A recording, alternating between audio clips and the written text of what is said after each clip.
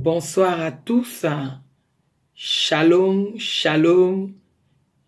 Je vous salue tous dans le nom du Seigneur Jésus-Christ, notre Seigneur et Sauveur. Voilà, nous allons incliner nos têtes pour la prière. Éternel, notre Dieu, et nous te disons merci Jésus, merci pour ta présence, Seigneur, merci pour ces moments favorables, Seigneur, que tu m'accordes pour que je puisse dire un mot à ton peuple, Seigneur Jésus.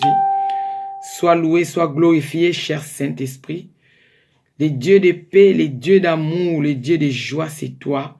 Je laisse ces moments, dispose les cœurs de toutes les personnes qui m'écoutent à ces moments. Donne la paix, donne la joie.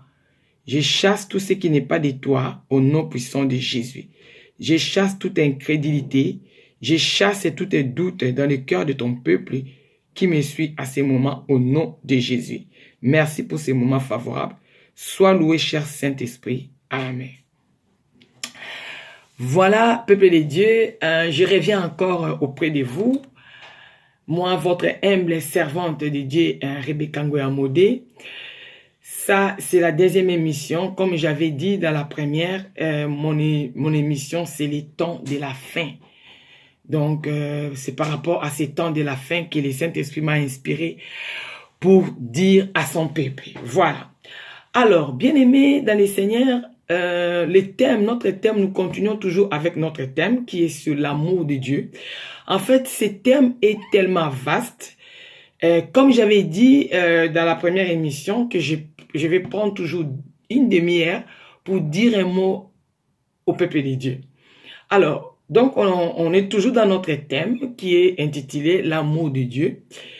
Et dans la première émission, on avait essayé de lire, je vais faire juste un bref rappel par rapport à ceux qui ne m'ont pas suivi pour pouvoir un peu continuer. Je ne vais plus rentrer dans les détails par rapport à ce qui a été dit. En fait, dans la première émission, on avait dit qu'on avait lu dans les livres de Genèse. Dans les livres de Genèse 1, verset 26 à 28. Et qu'est-ce qui nous dit la Bible? Et là, on avait vu, comme on parle de l'amour de Dieu, on avait vu comment Dieu a montré cet amour vis-à-vis de l'homme dès le commencement. Nous avons vu que Dieu a créé l'homme à son image et à sa ressemblance. Il y avait 3 points qu'on avait épinglés dans ces passages de Genèse 1, 26 à 28. On avait vu le premier point, c'était que Dieu avait créé l'homme à son image et à sa ressemblance. Donc l'homme est à l'image de Dieu. L'homme a été créé à l'image de Dieu. Et on a vu encore le deuxième point dans ces passages, Dieu a béni l'homme. Donc l'homme a été déjà béni dès le commencement, bien-aimé. Si tu ne le sais pas, je te le rappelle encore, tu es déjà béni dès le commencement. Et nous avons vu dans le troisième point, Dieu a donné à l'homme la domination sur tout. Dans tous les domaines, tu as la domination, tu as le pouvoir, tu as la domination que Dieu t'a donnée. Dans tout ce que tu fais, Dieu t'a donné la domination. Tu as la domination sur la maladie, tu as la domination sur ta santé, tu as la domination sur tout ce que tu fais. Tu as la domination sur le pouvoir de l'ennemi, c'est toutes tes dominations. Tu as la domination sur les œuvres du diable. Tu as la domination que Dieu te l'a donnée. Alors voilà, là, on avait vu ça, c'était dans Genèse, comme on a dit, et on a épinglé encore un autre passage dans la première émission. C'était dans les livres de l'épître de Jean 1, de 1 à 3. Et là, on nous a parlé de cette parole faite chair. On a vu que malgré les péchés de l'homme, Dieu est descendu lui-même sur terre pour pouvoir sauver l'humanité. Dieu est venu en envoyant son Fils unique Jésus-Christ pour sauver l'humanité. Et on nous a dit que Jésus était la parole faite chair. On nous a parlé, on avait lu, donc vous pouvez encore, pour ceux qui n'avaient pas suivi, j'ai fait juste un petit rappel. Donc, et puis, on avait épinglé aussi le verset 12. On a dit à tous ceux qui l'ont reçu, à tous ceux qui croient à son nom, il les a donné le pouvoir de devenir enfants de Dieu. Tu as le pouvoir, tu es devenu enfant de Dieu. Ils ont dit que ces enfants ne sont nés ni de la chair, ni de la volonté de l'homme, ni de la volonté du sang, mais de la volonté de Dieu. Alors, on avait épinglé ces points-là dans notre première émission. Et sans plus tarder, nous continuons toujours les thèmes. Et qu'est-ce que nous allons lire aujourd'hui? Nous allons lire dans les livres des Colossiens. Nous allons lire dans les livres des Colossiens, Colossiens 1, 15 à 22. Qu'est-ce que nous dit la Bible par rapport à ces Jésus-là, par rapport à cette parole faite chair qui est venue? La Bible nous dit dans 1 Colossiens 15 à 22, il est l'image du Dieu invisible. Jésus est l'image du Dieu invisible. Le premier-né de toute la création. Car en lui ont été créées toutes choses, et qui sont dans les cieux et sur la terre, les visibles et les invisibles. Trône, dignité, domination, autorité, tout a été créé par lui et pour lui. Il est avant toute chose, et toute chose subsiste en lui. Il est la tête du corps de l'Église. Il est le commencement, le premier-né d'entre le monde, afin d'être en tout les premiers. Car Dieu a voulu que toute plénitude habitant en lui. Oh, bien-aimé! Il a voulu par lui réconcilier tout avec lui-même, tant ce qui est sur la terre que ce qui est dans les cieux, en faisant la paix par lui par les sons de sa croix. Et vous qui étiez autrefois étrangers et ennemis par vos pensées et par vos mauvaises œuvres, il vous a maintenant réconcilié par sa mort dans le corps de sa chair, pour vous faire paraître devant lui saint, irrépréhensible et sans reproche. Oh! Bien aimé, dans ces passages, je vais marteler sur le verset de 19 à 22. On nous dit c'est Jésus qui est venu. Dans le verset 22, on nous dit d'abord que Dieu a voulu que toute plénitude habite en lui. Donc il a été rempli d'une plénitude de Christ. Jésus a été rempli d'une plénitude. La Bible nous le dit. Il a voulu par lui réconcilier tout avec lui-même, tout ce qui était sur la terre. Jésus est venu pour réconcilier l'homme avec Dieu. Malgré que l'homme a péché, cet amour de Dieu, malgré que Dieu a créé l'homme à son image et à sa ressemblance, Dieu a dit non, je vais venir pour réconcilier, mais réconcilier avec l'homme, oh, à travers Jésus-Christ. Tant qu'il est sur la terre que ce qui est dans les cieux, en faisant la paix par lui, par les sangs de sa croix. Oh, bien-aimé, voilà. Jésus est venu. Dieu a envoyé Jésus pour nous réconcilier à travers son sang. À travers les sangs de Jésus. Par les sangs de sa croix. Oh. On nous dit, et vous qui étiez autrefois étrangers et ennemis par vos pensées et par vos mauvaises œuvres, il vous a maintenant réconcilié par sa mort dans le corps de sa chair. Il y a une réconciliation. Christ, c'est le symbole de la réconciliation. Jésus est venu. On a dit, voici l'agneau de Dieu. C'est lui qui ôte les péchés dans le monde. Oh, l'agneau de Dieu, c'est Jésus. Il est venu réconcilier. Dieu a envoyé. Dieu est venu pour réconcilier son peuple. Son peuple qui autrefois a péché. Par le sang de Jésus, il y a la réconciliation. Par le sang de Jésus, il y a le pardon des péchés. Et au verset 22, pour vous faire paraître devant lui saint, irrépréhensible et sans reproche. Oh bien-aimé, Dieu est venu nous racheter par son sang. Pour que nous sommes appelés les saints. Pour que nous puissions réapparaître devant lui comme des saints. Quel est cet amour? Quel est cet amour que Dieu a manifesté? Il est venu. Il s'est fait chair. La parole faite chair. Il a été humilié. Il a souffert pour toi et moi, bien-aimés. Que nous dit la Bible? Que nous dit Ésaïe? Que nous dit Ésaïe par rapport à tout ça? La Bible d'Ésaïe. La Bible d'Ésaïe 53. Nous allons les lire. Ésaïe 53. 4 à 5. Que nous dit la Bible? Cependant, ce sont nos souffrances qu'il a portées. Jésus a porté nos souffrances. Ésaïe a prophétisé de la venue de Christ. C'est le prophète qui a parlé de la venue de Messie. Et le prophète Ésaïe nous dit, au verset 4, cependant, ce sont nos souffrances qu'il a portées. Ce sont nos douleurs qui s'est chargé. Nous l'avons considéré comme puni, frappé de Dieu et humilié. Mais il a été blessé pour nos péchés, brisé pour nos iniquités. Oh, il a souffert pour toi et moi. Jésus a été brisé, il a souffert, il a été fouetté à cause de toi et moi. Il a porté nos souffrances. Il s'est chargé, Jésus s'est chargé de nos douleurs. Bien-aimés, regarde cet amour de Dieu. Regardons cet amour divin. On nous dit, le châtiment qui nous donne la paix est tombé sur lui. Et c'est par ses meurtrissures que nous sommes guéris. C'est par les meurtrissures de Jésus que toi et moi nous sommes guéris. Toi et moi, on est guéris par les meurtrissures de Jésus-Christ. Oh, quel est cet amour? La Bible nous dit encore, au verset 6, toujours dans l'Ésaïe 53, au point B, et l'Éternel a fait retomber sur lui l'iniquité de nous tous. L'Éternel a fait retomber sur Jésus l'iniquité de nous tous. Donc tous nos péchés on l'a fait retomber ça sur Jésus. Oh, quel amour. Quel amour.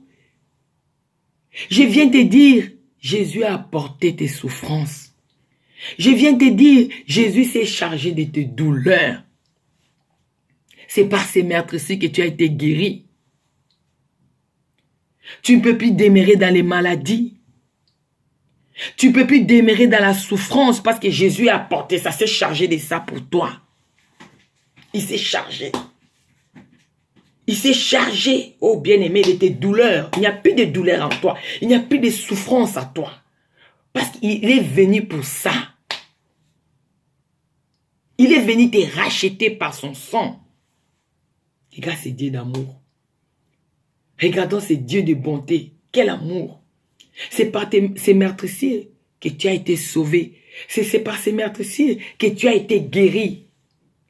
Bien-aimé, je vais te dire, même la maladie qui est dans ton corps, Jésus a porté ça. Il s'est chargé de tes douleurs, de tes souffrances. Parce que la maladie, c'est la douleur. Quand on est malade, on a de la douleur. Quand on est malade, on est souffrant. On est souffrant. Parce que la maladie enlève la paix dans l'homme. La paix. Quand tu es malade, tu n'as plus la paix. Tu n'as plus la paix du cœur. Quand tu es malade, tu souffres et la douleur quelque part. Mais il y a une souffrance intérieure. Mais Jésus est venu. Jésus est venu pour porter cette souffrance, pour ta maladie, pour ton problème. C'est par ses meurtrissures que tu as été guéri. Il a porté tout. Il a porté les souffrances. Il s'est chargé de tes maladies. Pourquoi tu t'inquiètes? Pourquoi tu t'inquiètes, toi qui es malade? Est-ce que Dieu ne peut pas guérir ta maladie? Dieu ne peut pas te guérir ta maladie. Je viens te dire que Dieu est capable de guérir toutes les maladies. Quand nous lisons dans Matthieu 10 au verset 1, qu'est-ce nous dit la Bible? La Bible nous dit, Jésus envoya ses 12 disciples. Il les a donné le pouvoir de chasser les esprits impurs et de guérir toutes les maladies et toute infirmité. Oh, laisse-moi te dire, il n'y a aucune maladie qui peut résister devant ce Dieu. Toi qui es malade, je te l'ai dit, réveille-toi, révolte-toi maintenant ce soir. Révolte-toi si c'est la journée là où tu es. En écoutant cette vidéo, je te demande de te révolter si tu es malade.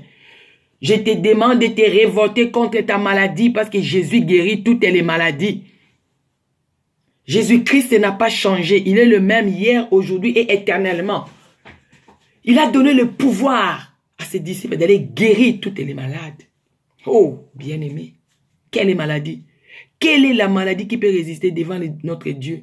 C'est quoi comme maladie? C'est le sida, c'est les cancers, les diabètes, l'hypertension, le rhumatisme, la tuberculose. Oh, bien-aimé, nous ne pouvons pas comparer la lèpre dans l'ancien temps et toutes les maladies qu'on voit aujourd'hui, des sida, des cancers. Bien-aimé, dans l'ancien temps, les lépreux, ils étaient mis à l'écart. On mettait les lépreux dans l'écartement, dans l'isolement. On ne pouvait pas être avec les gens. Mais la Bible nous dit, Jésus, il a guéri les lépreux. On ne pouvait pas guérir la lèpre. On ne pouvait pas la guérir. Même Naaman les Syriens, quand il est allé chez Élisée, Élisée a demandé, selon l'ordre de Dieu, qu'il rentre dans l'eau pendant 7 fois. Rentrer, sortir pendant 7 fois. Et la lèpre était partie. Mais Jésus, il a guéri les lépreux. La parole faite chair, Dieu parmi les hommes a guéri Emmanuel. Dieu parmi les hommes. Père éternel, comme Isaïe dit, Isaïe 9. Dieu tout-puissant, Père éternel, l'admirable, les conseillers. Il a guéri les lépreux. Les paralytiques, les sourds, les muets, Jésus les a guéris dans la Bible. Je viens te dire, quelle que soit ta maladie, Dieu est tout-puissant. Je viens t'annoncer qu'il y a un tout-puissant. Les docteurs vont arriver, ils vont se fatiguer. Oh, c'est lui qui a pris la boue, il a mis dans les yeux de l'aveugle, bien-aimé, même ceux qui ont fait de la médecine. Quelqu'un qui ne voit pas, mais lui, il a pris. L'aveugle est né, il a pris la boue. Il a pris la boue, il a jeté la salive pour mettre dans ses yeux et l'aveugle a vu. L'aveugle a vu, bien-aimé. C'est hors la médecine. C'est hors la médecine, imaginable. Prendre les sables et mettre dans les yeux. Comme tu prends les piments, tu mets dans les yeux. Il est Dieu. Je viens te dire que Jésus guérit. Je viens t'informer que Jésus sauve. Il est venu porter ta douleur, tes souffrances. Aucune maladie peut résister devant notre Dieu. Aucune maladie, bien-aimée, parce que je viens de te le dire. Il a dit au livre de Marc 16, au verset 17, « Voici les miracles qui accompagneront tous ceux qui auront cru à mon nom. » Bien-aimé, qu'est-ce qu'on a dit dans Jean 1, au verset 12? À tous ceux qui l'ont reçu, à tous ceux qui ont cru à son nom, il les a donné le pouvoir de devenir enfants de Dieu. C'est ce qu'on a dit. Mais qu'est-ce qu'il nous dit encore dans Marc? Dans Marc 16, 17, il a dit, voici les miracles qui accompagneront tous ceux qui auront cru à mon nom. Il a cité. Mais il y a un point, il a dit, ils poseront les mains aux malades et les malades seront guéris.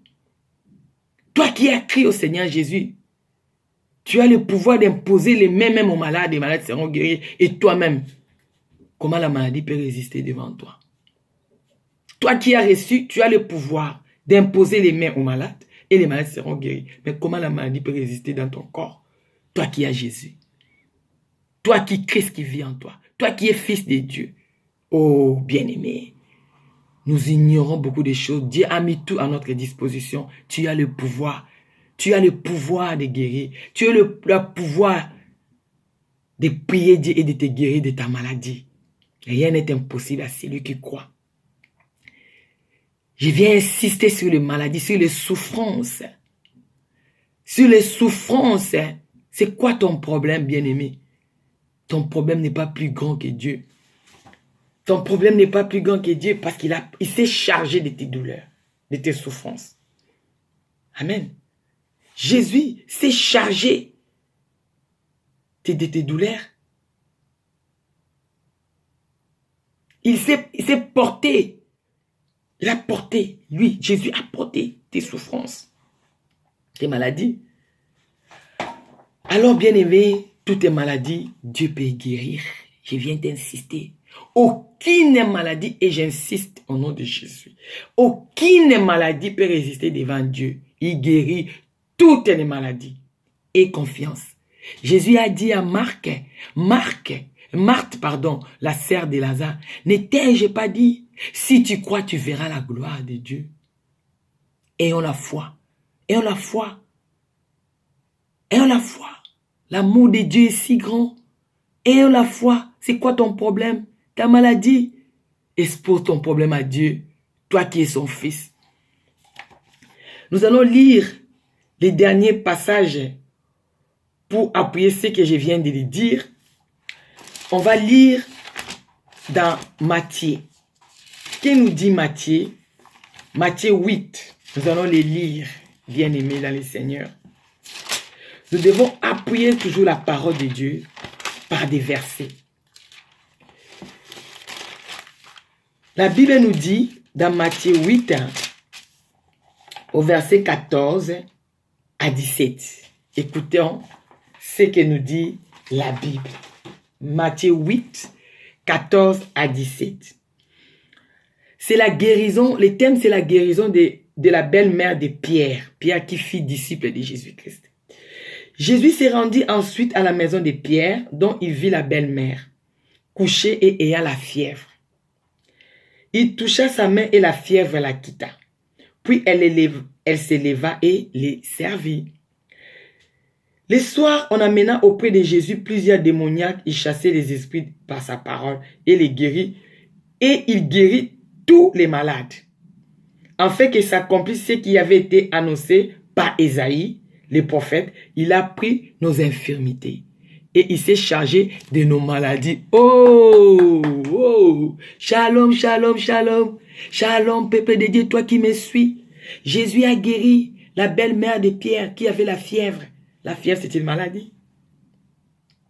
La fièvre. Il y a des gens qui sont morts de fièvre. Une hausse de température. Bien aimé, la Bible nous dit Jésus a guéri la belle-mère de Pierre. Et ce n'est pas fini. Au verset 16, on dit, il chassait les esprits par sa parole et il guérit tous les malades. Tous les malades qui venaient, qui suivaient Jésus, ils étaient guéris. Jésus les guérissait. Il n'y a personne qui venait auprès de Dieu et retournait comme il est venu.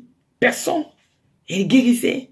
Les esprits impurs partaient. Les malades étaient guéris. Et on nous dit, pour conclure, afin qu'il s'accomplisse ce qui avait été annoncé par Ésaïe, nous venons de les lire dans Ésaïe 53, au verset 4 et 5. Voilà, on nous dit, annoncé par Ésaïe le prophète, il a pris nos infirmités. Et il s'est chargé de nos maladies. Donc là-bas, on avait dit qu'il s'est chargé de nos douleurs. Maintenant, on précise bien qu'il s'est chargé de nos maladies. Jésus s'est chargé de ta maladie. Ayez la foi. Il guérit toutes les maladies. Ayez la foi en Jésus. Ayez la foi. Ta maladie n'est pas plus forte que Dieu, j'insiste. Jésus guérit toutes les maladies. Il s'est chargé de tes maladies. Il a porté tes douleurs pour que toi, tu sois bien. Pour que toi, tu sois heureux. Bien-aimé, si tu as la maladie, tu n'as pas la paix. La Bible nous dit, soyons toujours joyeux.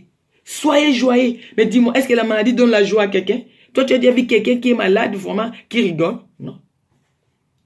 Il n'y a pas la joie, il n'y a pas la paix. Et qui fait que les gens soient dans les maladies, c'est les diables. C'est les diables. Alors, révolte-toi. Je viens de te faire, je disais que ce soir, le Saint-Esprit m'a inspiré pour te dire de te révolter. Tu ne peux pas voir des maladies qui restent maladies. Tu t'habitues, tu confesses les maladies. Non. Parce qu'il est guéri. Il a guéri toutes les maladies.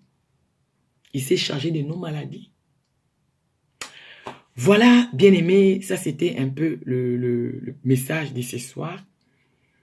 Sur la suite toujours de l'amour de Dieu. Et c'est Jésus qui a tout porté pour toi, qui s'est chargé de tes maladies, de tes souffrances.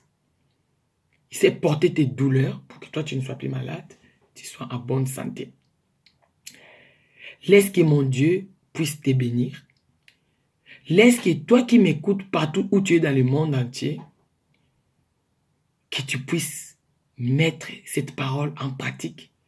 La Bible nous dit, errez l'homme qui écoute la parole de Dieu et qui la met en pratique. Ne soyez pas tellement bornés à écouter, mais Dieu aime les gens qui mettent la parole en pratique. Fais les pas. Cherche Dieu. Mets la foi en Dieu. Ton problème est minime devant Dieu. Voilà. Nous arrivons vers la fin. Je tiens aussi à remercier toute personne qui m'a suivi, là où vous êtes. Sois béni.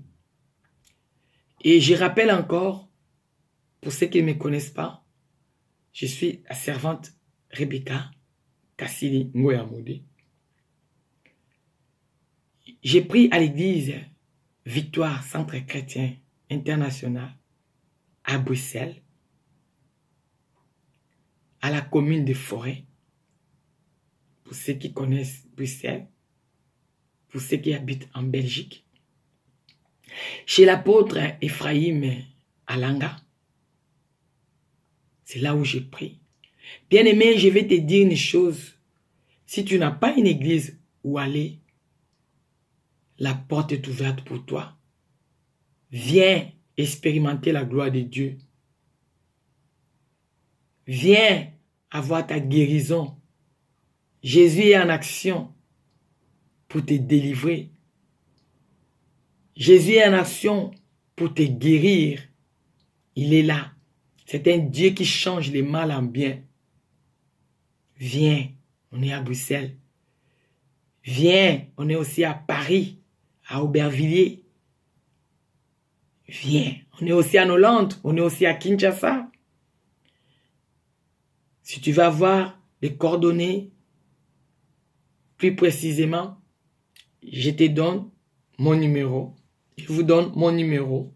C'est le 0032 476 61 86 24.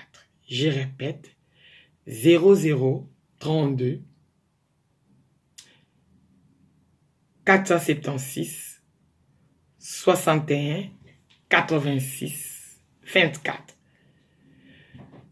À Bruxelles, nous nous réunissons le mercredi, c'est la prière des combats et des délivrances. Le mercredi, tous les mercredis, de 18h à 20h, on est à Forêt, à Bruxelles, sur le boulevard de la 2e armée britannique, numéro 140. Et nous nous réunissons aussi le dimanche, de 13h30 à 16h30. Et là, nous célébrons notre culte de l'action des grâces.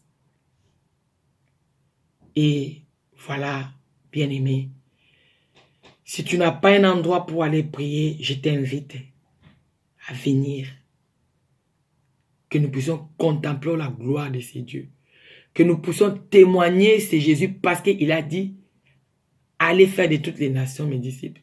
Jésus a dit, vous serez mes témoins en Judée, en Samarie, en Galilée et dans toutes les extrémités. Nous sommes appelés à être les témoins de Jésus. Nous devons témoigner Jésus.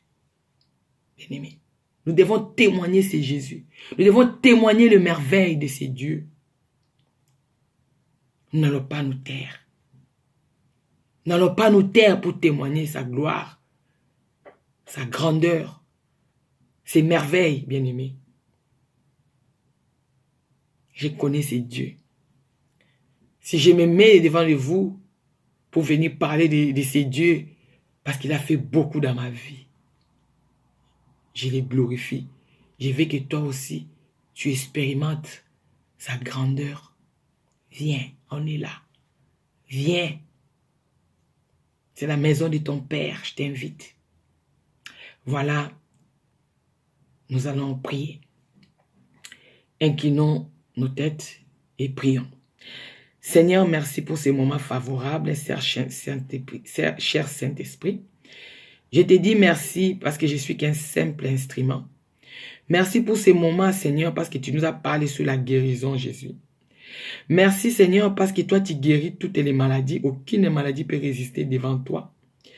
Tu sais charger de nos maladies, Seigneur. Tu as guéri toutes les maladies. Tu as donné même le pouvoir. Et tu as dit à tous ceux qui ont cru à ton nom, tu les as donné le pouvoir d'imposer les mains aux malades et les malades seront guéris.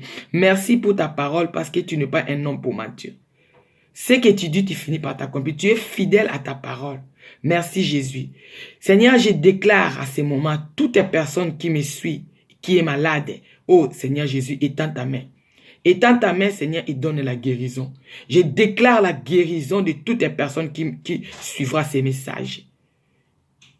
Et toute personne qui aura la foi à ces messages, Seigneur, donne-lui la guérison. Parce que tu as dit, sans la foi, nul n'est agréable à toi. Merci Jésus. Merci pour la guérison que tu as donnée à ton peuple. Merci. Parce que tu es un bon Dieu. Sois loué, sois glorifié. Au nom puissant de Jésus. Amen. Amen, bien et bien. Amen, amen, amen, amen. Et nous allons nous arrêter ici. Et je vous souhaite toutes les bonnes choses, toutes les bénédictions de Dieu. Toi qui me suis, qui n'as pas la paix, que Jésus te donne la paix. Au nom puissant de Jésus. Toi qui es malade, toi qui mets ta foi à Dieu, Jésus t'a guéri. Merci. À la semaine prochaine. Soyons tous bénis. Ciao, ciao. Bye. Shalom.